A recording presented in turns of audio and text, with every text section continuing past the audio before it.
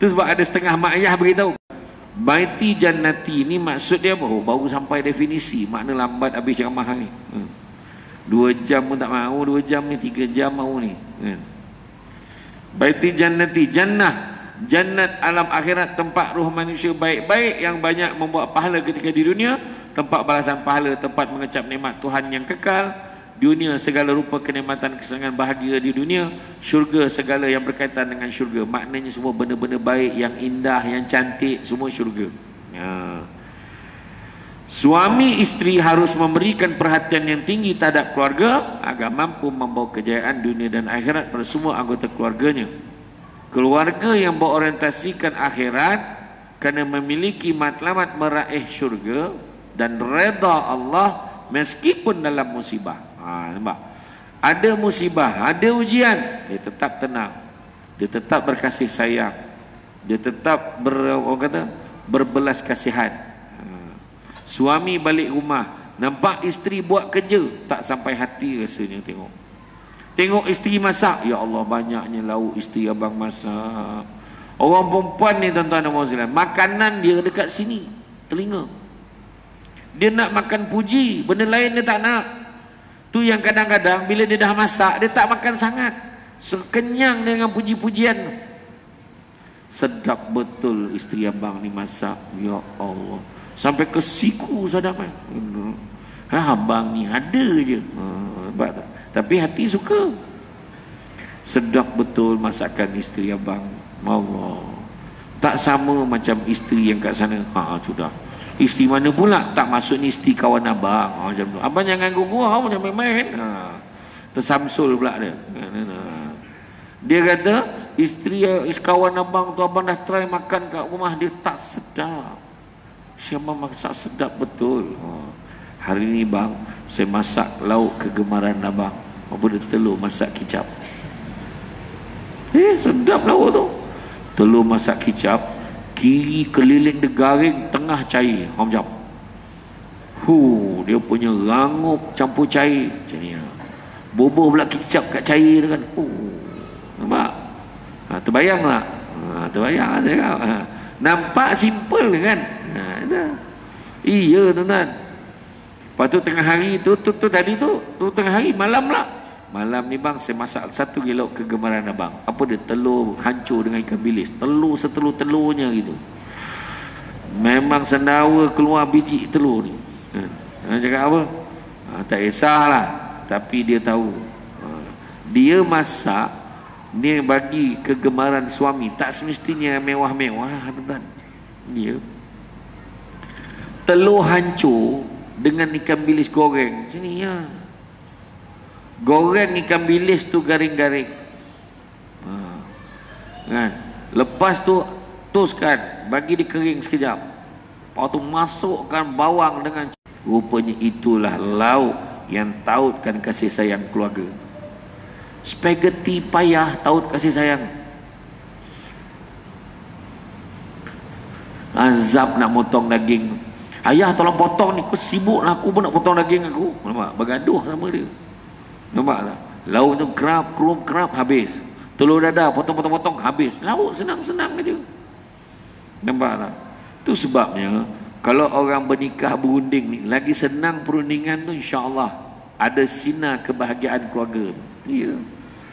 Baru-baru ni pecah rekod tuan-tuan. Perceraian pecah rekod. Sebelum ni yang paling laju bercerai 1 hari 24 jam. Hari ni kahwin, esok cerai. Berlaku di Terengganu.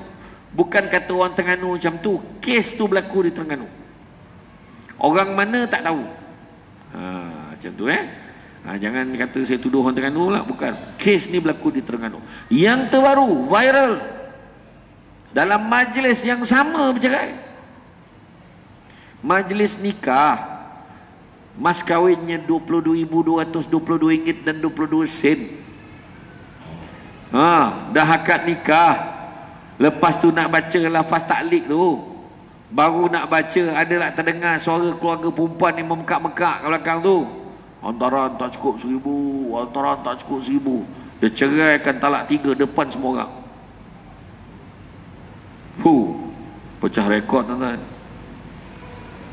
Itu sebab tadi. Sebab apa jadi macam tu? Pertama, keluarga tu pun satu hal. Kau tak nyempat-nyempat nak menjerit pasal duit 1,000 tak cukup, apa hal? Mungkin salah kira ke, mungkin apa ke, mungkin ada dia dah bagi, kadang-kadang dia dah advance sebelum kahwin ke. Ni bising-bising buat apa nak jatuhkan maruah orang, kenapa? Yang seorang ni pula, kau nikah ni kenapa sampai kau ceraikan orang tu depan semua orang, apa hal pula? Kita pun heran kan? Banyak benda-benda pelik dalam dunia sekarang, tuan-tuan kan? Banyak. Jadi itu sebabnya kalau kita kejar akhirat, insya-Allah ada harapan. Kebahagiaan keluarga tidak diukur dari segi material, harta benda, tapi sejauh mana ketaatan keluarga kepada Allah. Keluarga, kehidupan yang mementingkan kebendaan, hiburan dan kebebasan sosial tanpa terikat batasan syariah dalam rumah tangga pasti akan menimbulkan masalah dalam rumah tangga. Bukan hanya masa hidup, dah mati pun masalah. Contohlah, kita dah mati ni, dah masuk dalam kubur. Anak-anak kita kan, anak kita ni kecil lagi, tiba-tiba masa dia kahwin, dia cakap dengan isteri dia, "Wahai isteriku, apalah jua kiranya esok selepas subuh, esok pada waktu subuh kita solat berjemaah bersama-sama ya." Abang, kenapa tiba-tiba sedemikian? Tidak pernah saya mendengar bicara abang sedemikian rupa. Wahai isteriku, teringat abang akan ayahanda dan bonda dulu, tak pernah tinggal solat subuh berjemaah. Apa salahnya kalau kita mengikuti jejak langkah mereka? Buat mak ayah pun dapat saham, sebab mak ayah mengajar daripada kecil sembahyang jemaah tu sama. Nampak? Berlainan pula satu situasi lagi, yang apa dia, esok petang, hari Jumaat, esok petang lepas asar macam tu, kita pergi pusat karaoke tu ya. Apa hal? Arwah ni dulu tak pernah tinggal karaoke petang Jumaat, nak mampus. Itu pula yang diajarnya, saham ni tinggal kat kawan tu. Iya. Dan tengok balik kita ajar apa anak-anak kita. Nampak? Macam ni kan, dah biasa datang masjid kan, datang kat masjid tak besar saya ni berlari-lari. Apa hal pula berlari-lari, lepas tu menyuruh pula balik tiang, nampak imam cak ada apa hal? Itu nak mati tu. Itu sebab kadang-kadang bila anak kita ni pendekatan nak kena betul. Ayah tengah semayang, anak panjat bapaknya, macam ni bapak kan. Jadi tarik anak tu, ni duduk sini, cuba ikut macam mana cara ayah semayang. Ikut macam mana? Pandai, macam tu lah anak mak. Kamu betul. Ini tak, pergi main jauh, pergi main jauh, kesian ayah kau nak semayang, susah. Sampai ketua budak, waktu semayangnya main jauh, waktu semayangnya main jauh. Nampak tak? Kita nampak benda tu tak ada apa-apa. Lainlah kalau ayah dia tengah semayang, mak dia panjat. Itu patutlah halau orang keluar, tak faham bahasa kan. Dah tu bangka manjat lagi ayahnya, pahal. Contoh kan. Dan begitu juga akan ada masalah, sebab kebendaan ni bukan apa? Bukan bermakna keluarga Muslim pun tak payah bergaduh-gaduh dia. Mereka macam tu. Sebenarnya bukan isu ada harta tak ada harta. Kalau nak bergaduh, dia bergaduh juga. Tapi isunya apa? Isunya adalah kita kena bekalkan didikan agama pada anak-anak kita. Bila anak kita ada didikan agama, silap-silap dia berlapang dada. Ni tanah ni kita bagi dekat Angah, macam ni lah. Angah pun cakap, tanah rumah kampung ni saya cadangkan, tak payahlah bagi ke Angah, biarlah letak nama Alung. Saya setuju letak nama Alung, sebab dia abang kita yang sulung. Dengan duit masa tu,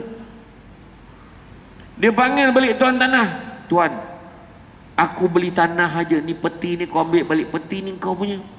Wah, macam tu lah. Cuba kalau kita masuk dekat satu hotel tu yang bernama Hotel Sering Pauh. Saya nampak hotel tadi. Masuk dalam hotel, dapat kunci bilik, kereta, buka atas katil ada satu beg. Dalam beg tu kita tengok, ada duit. Kira punya kira, sempat kira 50,000. Soalan cepu mas, adakah kita akan pulang balik pada resepsionis? Hello, Assalamualaikum, ni resepsionis, ni tolong ambil balik beg ni dalam bilik ni, saya tak tahu siapa punya. Saya tanya orang perempuan, orang lelaki jangan jawab. orang perempuan. Adakah kita akan pulang balik kepada pihak hotel ataupun kita simpan sebab rezeki kita dalam bilik itu? Sila jawab dengan teliti. Orang perempuan, telefon ke simpan? Kan? Bergaduh tak nak. Kalau macam tu tak apa, tenang, jangan bergaduh. Kita tunggu siapa yang lalu kejap lagi. Yang lalu dekat tanah ni kita bagi kat dia. Lalulah seorang pemuda, dia pun cerita kaza macam ni. Jadi kami ambil keputusan nak bagi orang yang lalu kat tanah ni, kamu ambil lah peti ni. Dia jawab apa? Aku dapat lalu kat tanah ni pun dah untung dah, aku tak nak. Ya Allah, tak nak juga. Lalu dapat macam tu, takkan tak ambil? Ambil ke tak? Ambil lah. Bukan curi, orang bagi. Ya? Tak percaya, cuba tengok berhenti dekat tol. Berhenti kat plaza tol tu, berhenti, kita nak ni, tiba-tiba ada lah, tak kisahlah. Orang yang pakai ada bendera merah ke biru ke hijau ke, tak kira lah. Bagi t-shirt, bagi apa, bini kita, ambil bang, ambil aja, ambil, kata.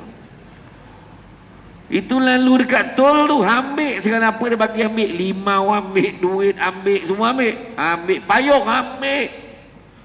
Bukan kira pun ambil lah. Tak, dia tak ambil. Lepas tu bincang ni, tak apalah macam ni lah. Kamu yang jual tanah, kamu yang beli tanah, kamu jual tanah ada anak, kamu yang beli tanah ada anak, anak lelaki anak perempuan, kawinkan dia, bagi kat dia. Betul juga. Berbesan lah yang jual beli tanah tadi. Anak tu dikawinkan dia, bagi peti kat dia pada malam pertama. Ya Allahu Akbar, baik sungguh. Lalas bawa jumpa dengan Rasulullah. Yang jual tanah ambil sikit, yang beli ambil sikit, kemudian pengantin tadi ambil sikit, balance tadi letak dalam pembendaraan negara, letak dalam reserve kat Baitul Mal. Kata, tunjukkan macam tu lah akhlak. Untuk cerita akhlak tadi tu, sebab kata Imam Malik, biar ilmu sikit tapi jangan tak ada akhlak, adab ni. Jangan tak ada adab. Nah, tu dia. Kan? Diriwayatkan bahawa Nabi SAW bersabda, termasuk di antara kebahagiaan seseorang adalah memiliki rumah yang baik, kenderaan yang baik, dan isteri yang baik atau solehah. Maknanya benda tu mustahab, tak ada masalah, boleh. Kenderaan yang baik, rumah yang baik. Dia tercakap rumah besar, walaupun rumah tu rumah apartment, rumah flat, kan? Ada lift, tak ada lift, tak kira, tapi selesa dah untuk kita, itu dah yang baik. Baiklah. Dan isteri yang solehah. Sesetan mana pun jantan itu, dia pasti nak cari isteri solehah. Itu masalah tu. Perangai tak elok, nak cari perempuan baik je, kan? Setiap anggota keluarga mengetahui cinta sejati, cinta tertinggi setiap mukmin adalah kepada Allah, Rasul, dan juga berjihad di jalannya. Setelah itu barulah cinta pada ibu bapa, suami isteri, anak-anak, saudara seiman, seagama, dan lain-lain. Itu sebabnya disebutkan dalam firman Allah, katakanlah, jika bapa-bapa, anak-anak, saudara-saudara, isteri-isteri kaum keluargamu, harta kekayaan yang kamu usahakan, perniagaan yang kamu khawatiri kerugiannya, dan tempat tinggal yang kamu sukai adalah lebih kamu cintai dari Allah dan Rasulnya, dan dari berjihad di jalannya, maka tunggulah sampai Allah mendatangkan keputusannya, dan Allah tidak memberi petunjuk pada orang-orang yang fasik. Surah At-Taubah ayat yang ke-24. Kalau kita sayang yang lain lebih pada Allah dan Rasul, maka pada ketika itulah Allah akan mendatangkan keputusan ujiannya kepada kita. Macam tu ya tuan-tuan. Kesalehan dan dekatnya seseorang kepada Allah SWT akan mempengaruhi besarnya cinta suami isteri. Jika Allah telah mencintai kita, maka kita akan dicintai oleh segenap makhluk dengan izinnya. Kadar cinta suami isteri bergantung kepada nilai ibadah dan keimanan pasangannya.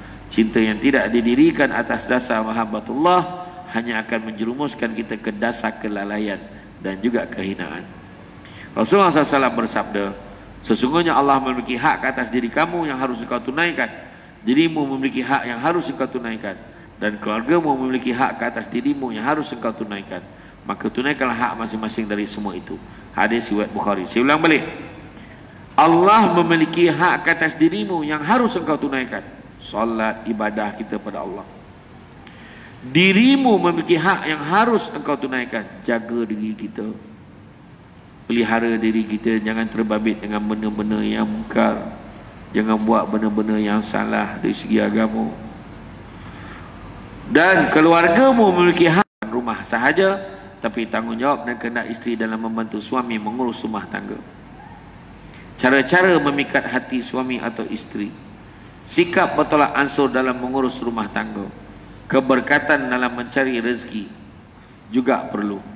Maknanya bukan sekadar beri peralatan, tanggungjawab dan kehendak isteri dalam bantu suami mengurus rumah tangga juga perlu diambil berat. Ajar, didik isteri, bantu abang. Abang kalau keluar kerja, abang tak sempat buat ni, minta tolong je. Abang tak terbuat benda ni. Cara-cara nak ambil hati isteri kena tahu. Sebab orang perempuan ni dia pelik sikit. Orang perempuan ni kadang-kadang benda yang patutnya tak terasa, dia terasa. Kan? Sensitif sangat. Yang ini terasa, tu terasa lah. Susah lah macam ni. Memang macam tu lah orang perempuan. Kan? Dalam dunia ni ada 4 benda bengkok. Kan tak saya camah? Saya pernah camah sebelum saya kata ada 4 benda bengkok dalam dunia ni. Yang pertama sungai. Sungai mana ada lurus, semua bengkok. Kedua akar kayu. Mana ada lurus, akar kayu memang bengkok. Yang ketiga perempuan. Perempuan bengkok, mana ada lurus. Yang keempat ahli politik. Tu saya tak cerita lah. Saya macam tu je lah ya. Takat nombor 3 je kita ambil. Kan? Jadi orang lelaki dia bukan takut isteri, tapi isterinya menakutkan. Jadi orang lelaki sampai bila pun kita takkan dapat meluruskan kebengkokan seorang isteri, tak dapat. Maka lelakilah yang perlu menyesuaikan diri dengan kebengkokan isterinya itu. Sabarlah, nak buat macam mana. Malam kan kita balik kan, abang ni memanglah tak apa bahasa, orang ni. Yalah bengkok. Macam tu je tu. Bengkok nak macam mana? Macam tu kan. Kan kita macam apa bengkok-bengkok? Tak ada. Tadi abang tadi dengan ceramah pasal bengkok. Ada 4 benda bengkok dalam dunia ni. Iya ke? Apa dia bang? Tiba-tiba dia tanya. Tak payahlah. Abang penat ni, jom kita makan. Lain kali abang cerita apa 4 benda bengkok tu. Macam tu. Esok tu dah tenang-tenang baru cerita. Abang nak mengata saya lah. Tak, saya perempuan tu perempuan lain, bukan awak lurus. Macam tu kan. Iya. Kadang orang perempuan ni kan, bila kita keluar ajak ni, nak makan apa? Tak rasa makan, ikutlah. Cakap lah tu nak makan apa, ikutlah. Pergi bawa kat restoran makanan ayam segera yang ada orang tua rambut putih pakai cermin mata kat luar. Saya tak nak sebut jenama dia sebab dia tak taja ceramah kita malam ni. Kan? Kita pun makan. Awak tak makan ke? Lah, tadi kata nak makan. Apalah makan je lah. Kita pun makan lah. Kita pun tak tahu dia nak apa pun tak tahu. Kita tanya tadi, kau nak makan apa? Ikut abang lah. Cakap lah nak makan apa, ikut awak lah. Kita bawa pergi makan kat kedai ayam tu tadi. Nak makan kedai ayam ni, tak nak makan pula. Apalah, minum je. Balik je rumah, sampai kat pintu rumah, dia boleh cakap tu, hari ni sebutin nasi pun tak rasa lah. Tadi aku tanya kau kata kau ikut aku. Cuba kau jawab, kan senang. Bengkok lah tu. Cuba cakap tu terang, nak apa?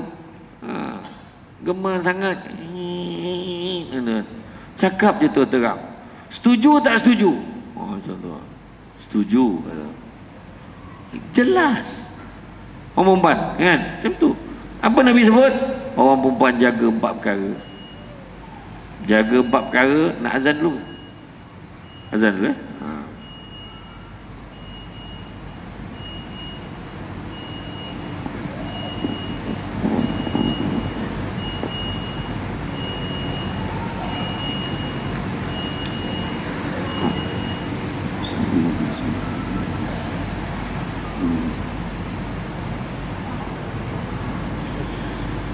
Allahu Akbar, Allahu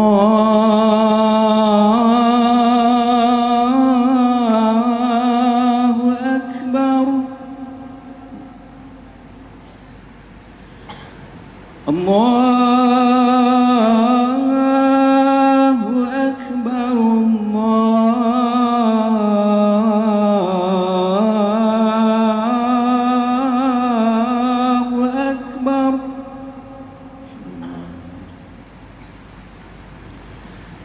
أشهد أن لا إله إلا الله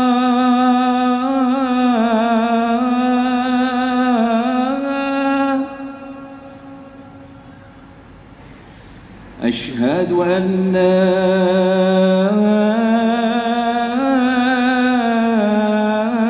إله إلا الله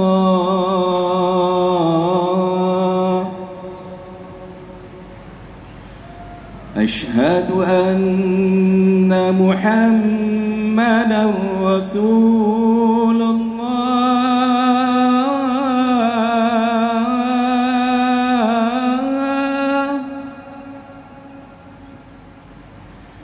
أشهد أن محمدا رسول الله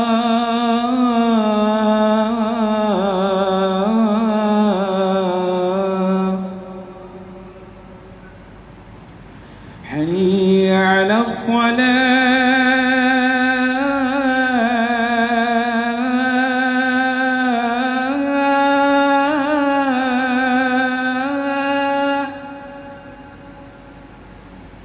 حي على الصلاة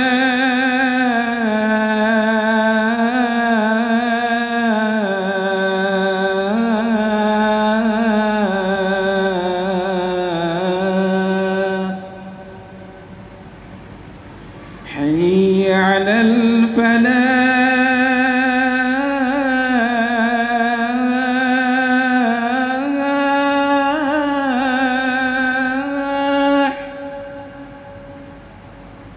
حي على الفلاح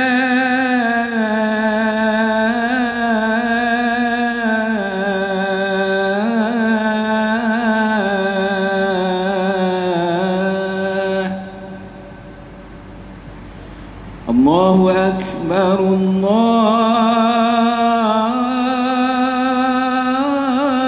الله أكبر لا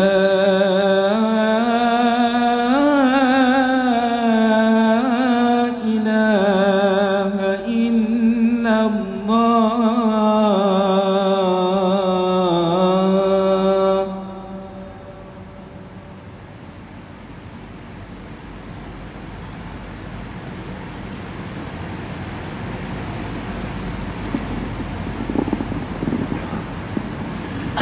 Okey, sambung jadi orang perempuan Nabi pesan apa? Nabi beritahu ada 4 perkara.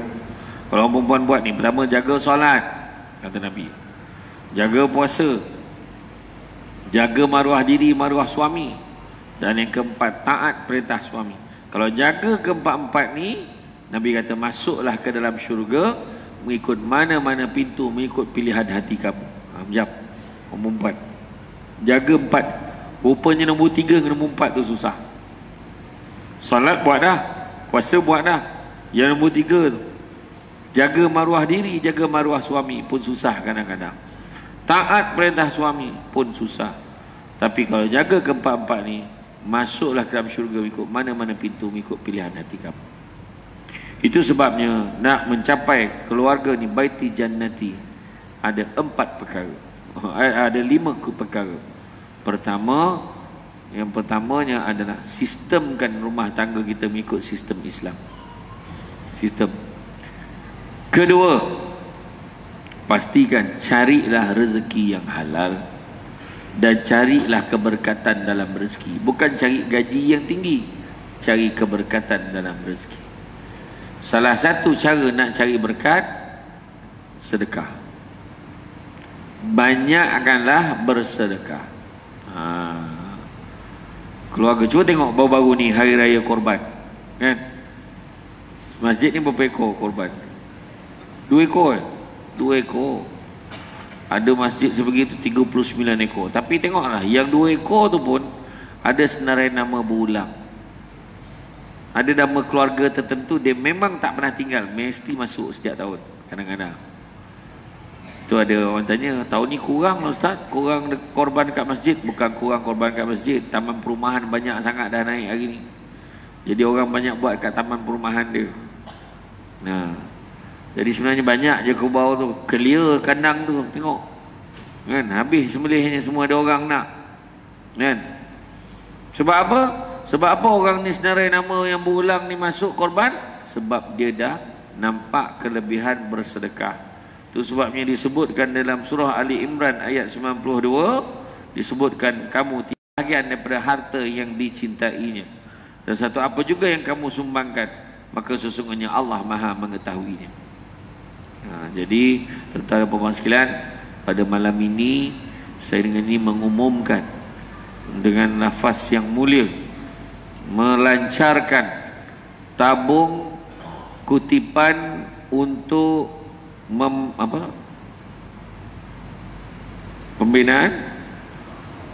pembinaan tempat pengurusan jenazah.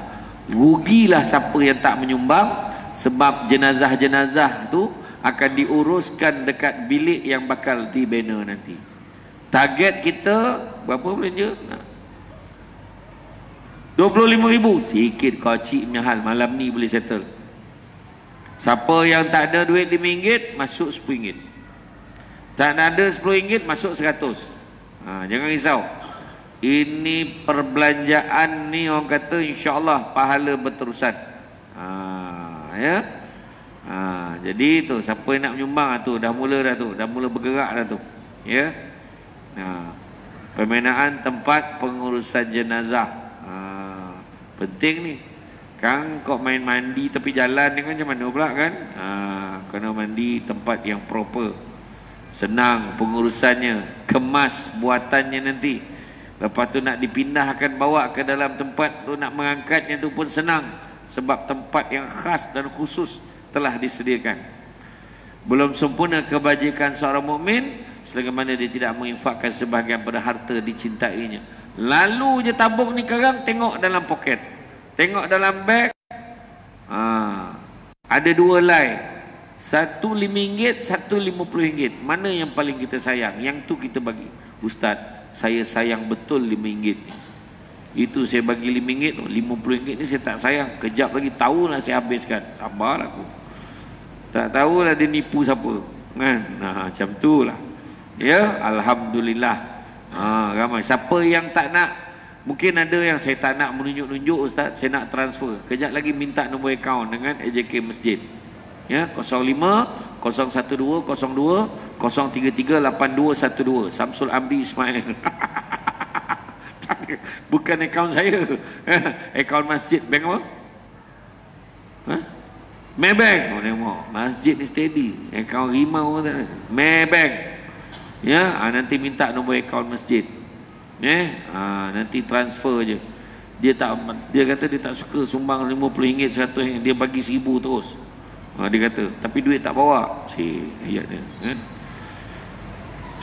Saya letak target seminggu settle. Mudah-mudahan. Setakat ni dah ada berapa ringgit? Baru lancar ni. Maknanya yang tuan-tuan bagi tu pemula. Mudah-mudahan dengan kita bagi tu, asbab tu orang lain pun bagi, bertambah pahala kita. Macam itulah tuan-tuan dan puan-puan sekalian. Jadi itu dia. Maknanya dalam pembentukan keluarga bahagia tadi, yang kedua tadi saya kata mencari rezeki yang halal, keberkatan rezeki. Ketiga, hala tuju keluarga. Bawalah keluarga menuju ke arah yang diredai oleh Allah Subhanahu wa taala. Bawa keluarga kita ni tuju ke jalan yang betul, yang baik. Pagi kejut anak bangun, mari kita solat sama-sama. Kadang-kadang kejut anak, mak pula marah. Biarlah bang, kesian budak tu kecil lagi. Tu salah kita. Daripada kecil lah kita kena ajar dia. Tu sebab Nabi kata apa? Didiklah anak kamu solat seawal umur 7 tahun. Dan apabila umur 10 tahun, kalau dia masih tak solat, maka rotan dia. Nabi ajar kita rotan 10 tahun tu kalau dah ajar daripada 7 tahun. Kan? Bayanglah kanak-kanak yang umur 40 tahun baru nak belajar. Ini cerita ni 7 tahun kita ajar. Bila 10 tahun masih lagi tak solat, kita boleh rotan dia. Itu dah ada sebab lah Nabi buat tu, ikut supaya anak tu sendiri ada kelaziman tanggungjawab dia ingat dia masih lagi belum solat. Yang keempat, kejarlah akhirat. Dalam surah Asy-Syura ayat yang ke-20 Allah beritahu, barang siapa yang mengejar keberuntungan akhirat, nescaya kami akan tambahkan keberuntungannya itu. Nampak siapa yang kejar keberuntungan akhirat, nescaya kami akan tambahkan keberuntungannya itu, maknanya dunia pun dapat. Namun barang siapa yang mengejar keberuntungan dunia, nescaya kami akan berikan sebahagian saja daripada keuntungan dunia itu, dan takkan ada satu bahagian pun untuknya di akhirat kelak. Jadi mana nak kejar akhirat, dunia pun dapat, tapi kejar dunia dapat sikit, akhirat langsung tak dapat apa. Biarlah kejar akhirat. Dan begitu juga yang kelimanya adalah kita semua, baik suami, baik isteri, anak-anak, suhal. Kedua, cabaran sebelum kahwin. Ikhtilat tak jaga sebelum kahwin lagi. Sebelum kahwin, laki perempuan dua-dua dah buat perangai macam-macam. Tak payah cerita lah, faham lah kan. Berapa peratus kah? Tu sebab orang tua-tua dulu, bila dia angkat dulang tu, tengok tumit dia gemuk, ada warna merah jambu, pink sikit. Okay. Orang tua-tua dulu, kau janganlah dia ni dah settle ni, tak boleh. Apa? Orang tua-tua dulu, tak mana dia belajar tak tahulah, tapi maknanya dia mengutamakan kepentingan akhlak orang tu. Nampak tak? Maksudnya cara dia jalan kepit macam mana, cara dia bersimpuh, susun jemput makan pakcik, terpeletok kepala dia. Cempang dari Padang Keladi, singgah sekejap di Tanjung Karang, macam buah berangan. Kalau ada silap dan salah, dikata tidak, dicaci jangan. Tenang-tenang air di laut, sampan kelok mudik ke Tanjung. Hati terkenang mulut menyebut, jasa baik pihak masjid menjemput, rasa nak junjung. Jadi tuan-tuan dan muslimin, terima kasih banyak diucapkan. Rasanya cukuplah sekadar itu, kerana saya faham renungan makrifat yang mendalam, yang tak berubah, tak berganjak cara tenungan tu, saya faham. Itu tanda-tanda suruh berhenti. Walaupun permintaan awalnya itu nak suruh 3 jam, tapi saya tangguhkanlah untuk ceramah yang akan datang. InsyaAllah. Ada 2 tajuk tadi kan, ada 2 tajuk lagi, makna 2 kali lah kena panggil, InsyaAllah. Jadi tuan-tuan dan muslimin, itu saja daripada saya. Cuma sedikit makluman, saya nak maklumkan, kalau tuan-tuan dan perempuan ada masa, di luar sana ada satu meja ajaib, yang mana atas meja tu ada barang bukan untuk diambil tapi untuk dibeli. Jadi tuan-tuan jangan main capai je bawa balik sekarang ya. Yang pertamanya ada sambal crispy mengidap. Itu air tangan Mak Samsul Debat. Sedap betul rasanya. Kalau makan tu dia